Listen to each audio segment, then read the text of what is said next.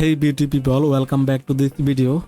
In this video I'm gonna show you how you can remove apps from your Shopify store. So to remove apps, first go to your Shopify admin panel and then on the left panel go to apps. Now on the top click on that. Now here you will see apps and sales channel. Now to delete app, on the right side here you will see three dot icon. Just click on that and then click on uninstall.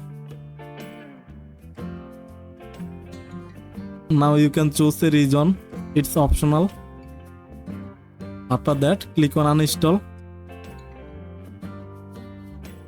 So we have successfully uninstalled the apps from our Shopify store. So that's how you can uninstall the apps from your Shopify store. Hope that this video help you out. If this video help you, hit the like button and subscribe this channel. Thanks for watching.